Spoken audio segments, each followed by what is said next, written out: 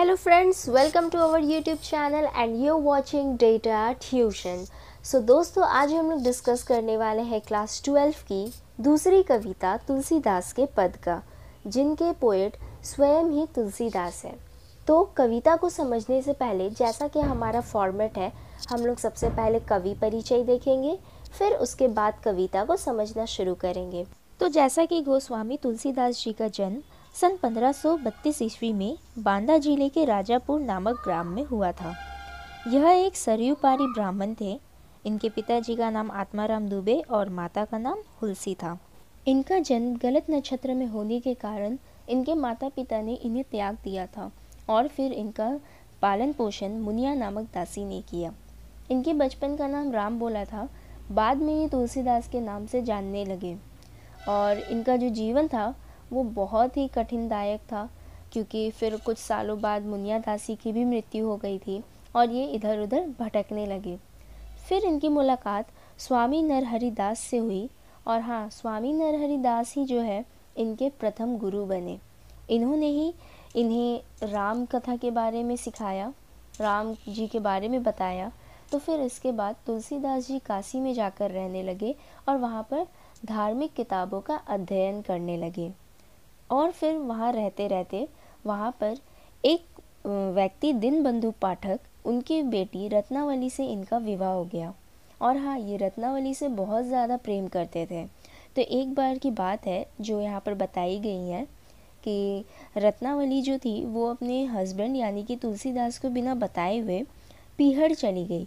पीहर कोई जगह का नाम है, तो वो वहाँ पर चली गई। और तुलसीदास जी आए, जब देखे वो रत्नावली नहीं है वहाँ पे, तो वो रातों रात ही क्या किए, नदी नाले को पार करते हुए निकल गए और रत्नावली के पास जा पहुँचे। तब इसी बात पर इसी चीज़ को देखकर रत्नावली को गुस्सा आया कि वो मेरे बगैर रह नहीं सकते। तो उन्होंने क्या किया, तुलसीदास जी को धिक्कार दिया और उन्हें क्या कहा, सुनते हैं। अस्थि चर्ममय देह मम तामे ऐसी प्रीति, ऐसी हो श्री राम में होत न हो भव भीति। देखिए, यहाँ तुलसीदास की पत्नी उनसे कहती है कि मेरी जो शरीर है वह अस्थि यानी हड्डी और चमड़े की बनी है। इस नश्वर शरीर से ऐसा प्रेम करके क्या फ़ायदा, जिसको एक न एक दिन नष्ट होना ही है।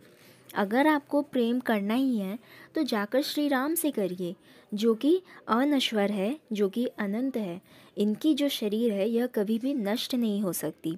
और अगर आप इनसे प्रेम करते हैं तो आपके किसी को खोने का दुख कभी नहीं होगा, क्योंकि श्री राम को तो जीवन और मरण का भय नहीं है। और रत्नावली की इन बातों को सुनकर तुलसीदास को बहुत ही आघात हुआ, उन्हें बहुत तकलीफ़ हुई। तो उन्होंने निश्चय यह किया, उन्होंने ये निर्णय ले लिया कि अब वह काशी जाकर वहाँ संन्यास ले लेंगे। और फिर संन्यास धारण करने के पश्चात वे राम भक्ति में लीन हो गए और सदा जीवन भर वह राम के लिए ही राम का ही जप करने लगे। और हाँ, रामचरितमानस जो है उन्होंने राम जी के ऊपर ही लिखी है। वे संस्कृत के महापंडित कहलाते हैं। ठीक है, तो चलिए अब हम लोग नेक्स्ट पैरा की ओर बढ़ते हैं।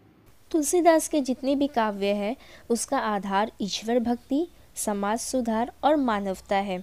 इसीलिए तुलसीदास के काव्य का मुख्य लक्ष्य यही है कि वह लोक मंगल कर सके, लोगों का भला कर सके और उन्हें सही रास्ता दिखा सके। और तुलसीदास जितने भी ईश्वर से रिलेटेड काव्य लिखते थे, हमेशा हम लोगों को उसमें ईश्वर के प्रति दया, करुणा, भावना ये सभी नज़र आता है। और उनकी कुछ प्रमुख रचनाएं हैं जिन्हें हम लोग देख लेते हैं। जो सबसे फेमस है रामचरितमानस, विनय पत्रिका, कवितावली, गीतावली, दोहावली, वैराग्य संदीपनी, रामलला नहछु, पार्वती मंगल, जानकी मंगल, बरवय रामायण आदि। और तुलसीदास जी का मृत्यु सन 1623 ईस्वी में माना जाता है, क्योंकि ये किसी को भी कंफर्म पता नहीं है। तो दोस्तों, हमने कवि परिचय देख लिया है। अब हम लोग आगे कविता की तरफ बढ़ते हैं। कविता को देखिए, यहाँ पर 3 खंडों में बांटा गया है, जिसमें जो पहला खंड है वह किष्किंधा कांड से लिया गया है। और यह किष्किंधा कांड किस बुक में लिखी हुई है, तो रामचरितमानस में। हाँ, तो ये किष्किंधा कांड में क्या था कि जब राम जी और सुग्रीव का मिलन हुआ था, तो उनके बीच की जो दोस्ती थी, उनके बीच की जो मित्रता थी, उसको आधार मानकर तुलसीदास ने हमें बताना चाहा है कि आज के समय में हमारा मित्र कैसा होना चाहिए, हमें कैसे लोगों से दोस्ती करनी चाहिए। और हाँ दोस्तों, जैसा कि आज के डेट में हम लोग बहुत दोस्त बनाते हैं, तो ये बहुत सही रहेगा जान लें कि दोस्ती कैसी होनी चाहिए, किसे अपना दोस्त बनाना चाहिए। तो चलिए अब हम लोग आगे शुरुआत करते हैं और सीखते हैं कि दोस्त कैसे होते हैं। जेना मित्र दुख होई दुखारी, तिनहि बिलोकत पातक भारी। निज दुख गिरी सम रज करी जाना, मित्र के दुख रज मेरु समाना। यहाँ पर देखिए क्या कहते हैं कि ऐसा व्यक्ति जो अपने मित्र के दुख को देखकर दुखी ना हो, उन व्यक्तियों की तरफ तो देखना भी बहुत पाप है, तो दोस्ती करना तो दूर की बात है। पर हाँ, ऐसा मित्र जो अपने पर्वत समान बड़े दुख को अपने दोस्त के, अपने मित्र के धूल के समान दुख को बड़ा दिखा देता है और अपने दुख को धूल के समान दिखाता है, मतलब छोटा कर देता है, वैसे मित्र के साथ हमें संगति रखनी चाहिए। मतलब जो पर्वत जैसा जिनका दुख है वो अपने दुख को धूल की तरह मान लेता है, और जिनका दुख धूल की तरह है उनको पर्वत जैसा मानकर पहले उसको सुधारने की कोशिश करता है। तो मित्र ऐसे बनानी चाहिए। जिन्हें के असीमति सहज न आई, ते सठ कत हटी करत मिताई। कूपथ निवारी सुपंथ चलावा, गुण प्रगटे अवगुण ही दुरावा। इसमें तुलसीदास जी हमें समझाते हैं कि ऐसा व्यक्ति जो मूर्ख है, जिसकी बातें हमें जल्दी समझ नहीं आती है, वैसे लोगों से हमें दूर ही रहना चाहिए। चाहे वो हमसे दोस्ती करने के लिए क्या कुछ भी ना कर ले, कितना भी जिद कर ले, लेकिन ऐसे लोगों से मित्रता नहीं करनी चाहिए। मित्र तो बल्कि ऐसे होने चाहिए जो कुपथ रास्ते यानी गलत रास्ते से निकाल कर हमें अच्छे राह की ओर ले जाता है और हमारे गुण को प्रगटाता है, मतलब हमारे अवगुणों को दूर करके हमारे में अच्छाइयाँ और गुण लाने के लिए वो हर हद पार कर जाता है। तो ऐसे मित्र की संगति रखनी चाहिए।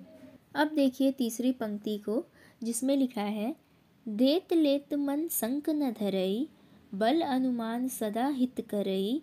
विपत्ति काल कर सतगुण नेहा, श्रुति कह सत मित्र गुण एहा। यहाँ पर हमें बताया जा रहा है कि मित्र तो ऐसे होने चाहिए जो कि देने लेने में कभी भी शंका ना करें, बल्कि अपने सामर्थ्य अनुसार उनके पास जितना भी बल हो उस बल के हिसाब से वो हमेशा मदद करने के लिए तैयार रहें। और जब भी विपत्ति काल का समय हो, जब भी बुरा वक्त हो, मित्र तो ऐसे होने चाहिए जो अपने मित्र से और ज़्यादा प्रेम को बढ़ा दे, 100 गुना प्रेम और ज़्यादा करने लगे और उनकी मदद में लग जाए। तो ऐसे मित्र की संगति होनी चाहिए। और ऐसे मित्रों को वेदों में संत का रूप दिया गया है, संत माना गया है। आगे कह मृदु बचन बनाई, पीछे अनहित मन कुटिलाई। जाकर चित अहि गति संभाई, अस कुमित्र परिहरे ही भलाई।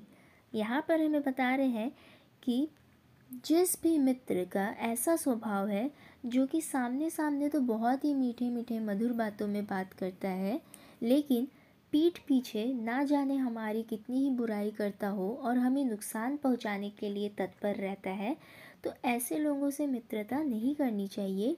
और जिसका हृदय सांप की तरह विषैला है, जो हमारे लिए कभी भला सोच ही नहीं सकता है, ऐसे मित्र से दूर रहने में ही भलाई है। सेवक सठ नृप कृपन कुनारी, कपटी मित्र सूल समचारी। सखा सोच त्यागहु बल मोरे, सब विधि घटब काज में तोरे।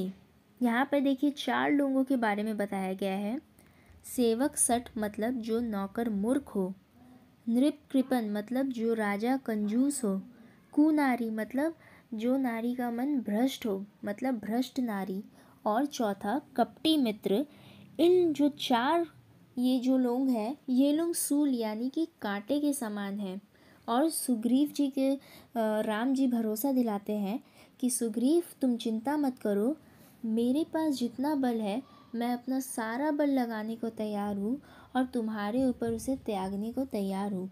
मैं तुम्हारी किसी भी हालत में मदद करूँगा। हर तरह से, हर विधि से मैं तुम्हारी सहायता करने के लिए आगे खड़ा हूँ। तो इस टाइप के मित्र होने चाहिए। और ये जो हमने मित्रों के गुण और अवगुण को देखा है, यह हमें किष्किंधा कांड में जो राम और सुग्रीव की मित्रता थी उससे ही पता चला, और उससे हमने दो नई चीज़ों को सीखा, मित्र के गुण और मित्र के अवगुण को। तो इसके हम लोग पहले प्रसंग देख लेते हैं। इसमें जैसा कि हम लोगों ने हर बार यही देखा है कि यहाँ पर मित्र के गुण के बारे में बताया गया है और जो मित्र अवगुणी है उससे दूर रहने को कहा गया है।